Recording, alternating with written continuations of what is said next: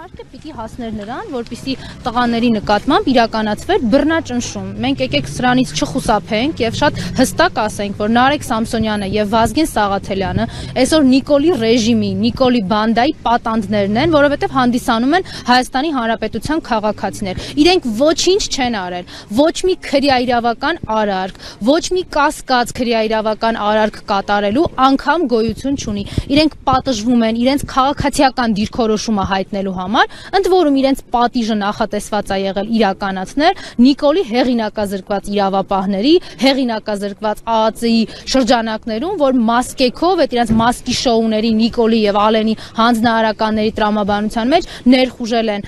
տուն, մարդկանց տուն, ովքեր չեն մեղադրվում որևէ քրեաիրավական արարքի մեջ, ավելին իրենց անչափահաս Նարեկ Սամսոնյանի անչափահաս երեխաներին հոգեբանական բռնության ենթարկելով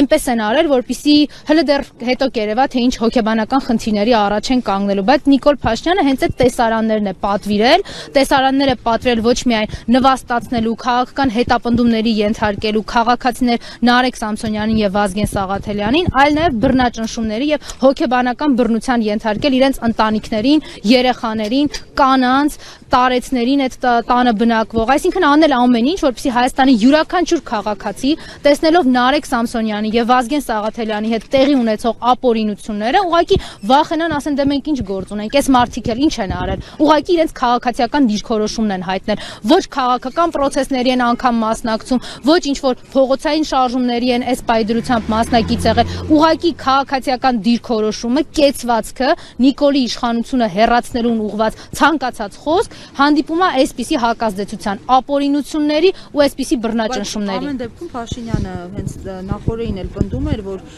ամեն ինչ օրինականության շրջանակներում է տեղի ունենում եւ սա այն ապագան է, որի մասին իրենք նախկինում խոսում էին։ Դե Նիկոլ 2019-ին էլ պնդում էր, որ այս պետության ամենամեծ խնդրեմը արագաչափերն են, կարմիր գծերը, ախրանիկները, մեքենաների համարները եւ թանկարժեք մեքենաներ։ Հիմա ինչ ա եղել։ Ինքը ունի ախրանիկներ, ինքը ունի թանկ մեքենաներ, այդ արագաչափերի փողերը իրա ծախսի համար է իրականացում եւ ամեն ինչ շատ նորմալ է։ Ինչ վերաբերվում է իր երազածին, հա, իր երազածին հասել է։ Պետբյուջեն իր գրպանի փողն է, ոնց որ ասում էր,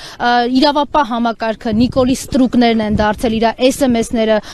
կարդալով եւ այդ SMS-ների համար քրեաիրավական հոդվածներ կարելով են զբաղված Հայաստանի քաղաքացիների նկատմամբ, ովքեր ոչինչ չեն արել, ուղղակի հանդիսանում են Հայաստանի քաղաքացի, բա իր համար ապագան եկել է։ Իր պատկերացրած ապագան այսպիսին է եղել։ Անիրավություն երկրում, հակասահմանադրական իրավիճակ եւ իր բանդան, որը զինված է եւ հնարավորություն ունի իրականացնելու ցանկացած անհետևանք մնացող գործողություն։ Տիկին Մկրտչյան, այսօրվա դատական նիստի սպասելիքները ինչպիսին են եւ այնուամենայնիվ որքանով է արտարացված հայոյանքը եթերից։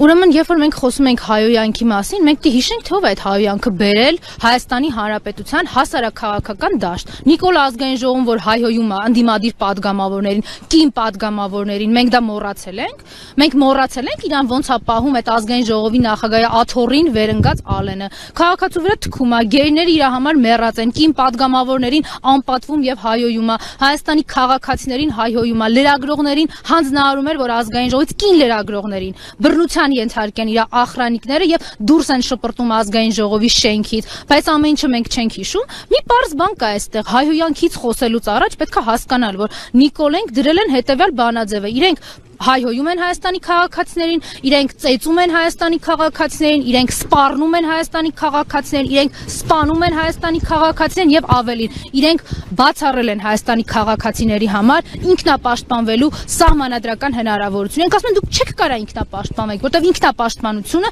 արդեն քրեորեն պատժելի է, եթե դա իրականացվում է իհարկե Նիկոլի հակաիրավական գործողությունների նկատմամբ։ Իսկ Նիկոլի ցանկացած հակաիրավական եւ իր բանդային ներկայացուցիչների ցանկացած հակաիրավական գործողություն միայն խրախուսվում է իրանց ստեղծած պետաիշխանական համակարգի շրջանակներում։ Դատական նիստից սպասելիքներ, տարբեր սպասելիքների մասին կարող ենք խոսել, բայց ոչ արդարության եւ արդարադատության։ Այն դատավորները, որոնք Նիկոլի ասածին եւ Նիկոլի ասածով վնգստում են տարբեր պատերի տակ, իհարկե արդարության եւ արդարադատության հետ կապ ունենալ չեն կարող։ Այն բռնաճնշումները, որոնք կան Նարեկ Սամսոնյանի, Վազգեն Սաղաթելյանի եւ Հայաստանում այսօր տասնյակ քաղաքական բանտարկյալների նկատմամբ, որ ամեն օր փորձենք դատական նիստերի գնալ Հայաստանում ամիսը չի հերիքի, որ քաղաքական բանտարկյալներին գոնե մեկ անգամ իրենց դատական նիստերին կարողանանք հաճախել։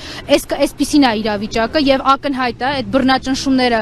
Նարեկ Սամսոնյանի, Վազգեն Սաղաթելյանի, մեզնից յուրաքանչյուրի նկատմամբ չի ավարտվելու, որտեվ դրա գլխին նստածը հիմա կառավարության շենքում է։ Տիկին Մակարչյան ողջ քաղաքական հասարակական դաշտը այսօր զբաղված է Նիկոլ Փաշինյանի օրակարգերին արձագանքելով,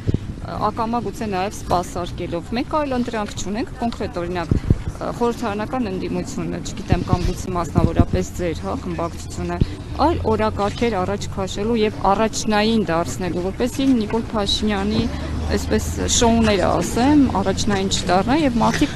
բախտի խաղալիքներով չզբաղվեն։ Ես չեմ կեղծելու ձեր հարցի պատասխանը եւ չեմ խոսելու ընդդիմության մասին, որի ոչ անունը գիտեմ, ոչ էլ իրանց վերացարկված այդ ֆանտոմի հետ չեմ կռիվ տալու կամ իրենց